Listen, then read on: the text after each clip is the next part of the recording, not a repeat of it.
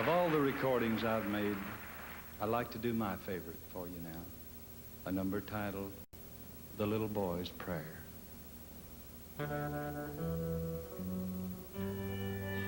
Darling, I don't know if you can hear me or not, but this lump in my throat, I can't talk very loud. But I've got to tell you about our son's prayer. If you could have heard it, you'd have been so proud.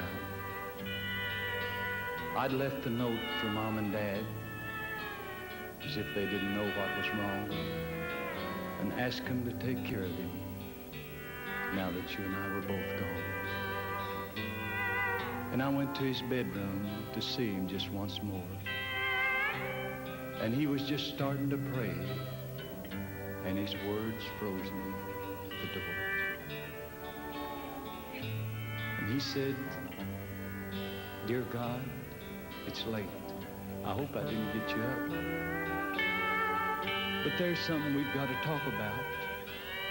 You see, God, my mommy was buried today. My daddy needs straightening out. Ever since she's been sick, he's been nervous and hollering at me a lot. But that part I can understand, because even a little boy like me knows that worries sometimes overload a man. But God, he loved Mommy so much, and I've heard him tell her that nothing would ever come between them, and something has. And I know that's what's bothering him now. And God, I'm afraid he's thinking about joining her somehow. I'm glad that he loved Mommy, and I want him to be with her again someday. But I want you to talk to him. Tell him that first he's got me to raise. Tell him that every now and then a little boy needs a helping hand. And I guess you still need your daddy after you're a full-grown man. And God, if I lost him and Mommy both, it'd be more than I could stand.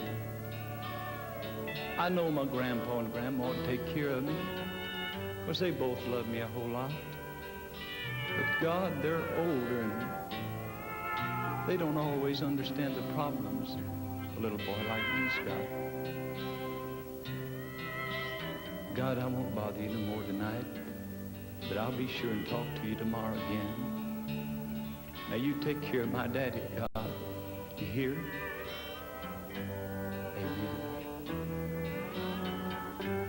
I just stood there and thought of his prayer and all he'd said in it. Then I opened the door and asked if I could talk to him for a minute. We sat down on the edge of the bed and took turns laughing and crying for a while. And he could tell there'd been a big change in me, because for the first time in a long time, I saw him smile. So you go on ahead, darling, but you walk slow. Someday when you turn around, I'll be there.